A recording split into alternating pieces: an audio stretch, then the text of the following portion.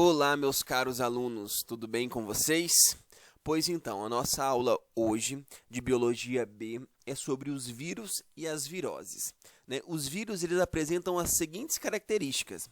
Eles são acelulares. O que são acelulares? Não apresentam células. Eles não apresentam metabolismo próprio, né? Por quê? Porque eles precisam parasitar, né, uma outra célula.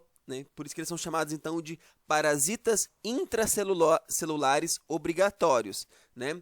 E eles só conseguem se reproduzir apenas no interior de uma outra célula. Existem dois tipos de vírus, os não envelopados e os envelopados. Os vírus não envelopados, eles são formados, olhem só, por um capsídeo, que é uma cápsula proteica que é formada de proteínas, e ácido nucleico. O ácido nucleico, os vírus, eles podem ter DNA ou RNA. Os vírus envelopados são vírus envelopados chamados de envelopados porque esse envelope geralmente vem da célula hospedeira no qual ele infectou. Quando ele sai daquela célula hospedeira, que ele pega o material genético dela, que ele se replica, ele leva a membrana, parte da membrana plasmática da célula hospedeira, por isso que ele fica então envelopado, por isso que é chamado de envelope bilipídico, ok? Olha só, a classificação dos vírus, né, não leva em consideração as mesmas regras para classificar animais ou vegetais. Existe um comitê internacional apenas para classificar os vírus, certo? E recomenda-se apenas que eles vão ser agrupados em apenas família, gênero e espécie, certo? A terminação viridae, né, conforme apresenta em DNA ou RNA. O gênero sempre vai ser com inicial maiúscula em latim e sempre com a terminação vírus. E a espécie sempre vai ser uma sigla em inglês geralmente, ok? Por exemplo, aqui é o vírus do HIV, Retroviridae, família, gêneros lentivírus e a espécie, né, o HIV, que é o vírus da imunodeficiência humana, certo? Como que ocorre, então, a reprodução dos vírus? Então, como eu falei para vocês, os vírus eles são parasitas intracelulares obrigatórios, certo? Ou seja, ele depende do metabolismo de uma outra célula. Aqui agora eu vou dar como exemplo um bacteriófago. Um bacteriófago é um vírus que parasita apenas, na maioria das vezes, bactérias. Tá? Existem dois tipos de ciclo, o lítico e o lisogênico, certo? No ciclo lítico, né, o DNA viral ele vai entrar dentro da bactéria, certo? Vai comandar o metabolismo das células, certo? E vai produzir novos vírus, destruindo a célula bacteriana. Então, aqui a gente tem a estrutura de um bacteriófago e a gente vai ver como que ele ocorre, como ocorre as fases dele.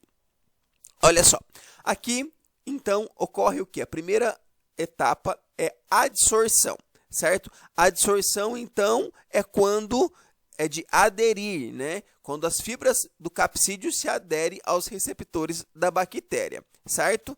Então, tá. Depois da adsorção, lembrem que sempre é relacionado ao aderir, ok? Depois da adsorção, ocorre o olha só, a penetração, onde o quê? O DNA viral penetra, então, né, dentro da bactéria. Depois dessa penetração, ocorre o quê? Olha só que interessante, pessoal. Ocorre a biossíntese, certo? Síntese vem de produção. Então, o genoma viral, ele assume o controle da célula bacteriana.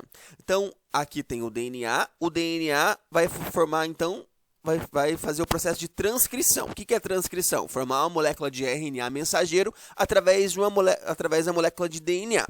Quando ele faz essa produção de RNA mensageiro, né, essas moléculas elas vão se aderir ao ribossomo da bactéria e produzir proteínas virais, né, para formar novamente outras estruturas de outros vírus.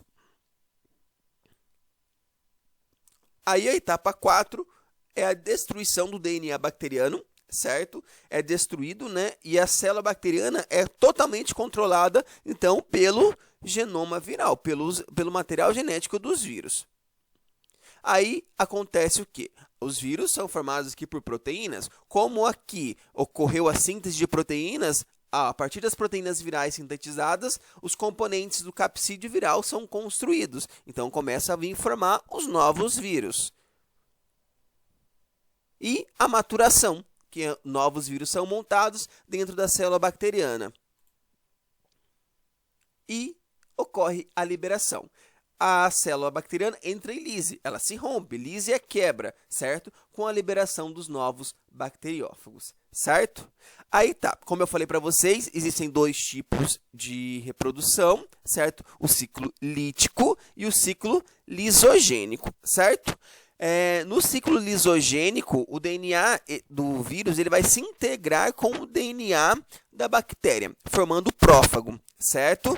Então, o metabolismo bacteriano não é afetado, certo? A bactéria ela consegue se desenvolver, se reproduzir, formar, se dividir, né? Fazer bipartição, porém, ela vai carregar o genoma viral integrado. Vamos lá.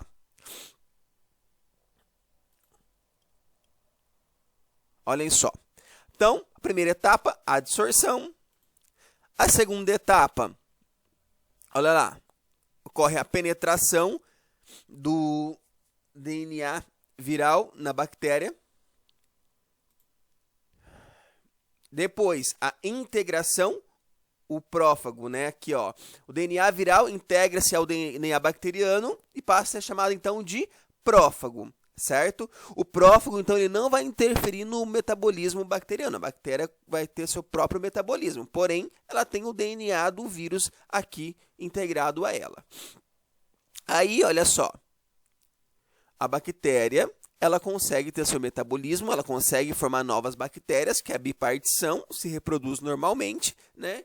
E são formadas carregando seus genomas, o prófago, que é o DNA viral. Olhem só que interessante.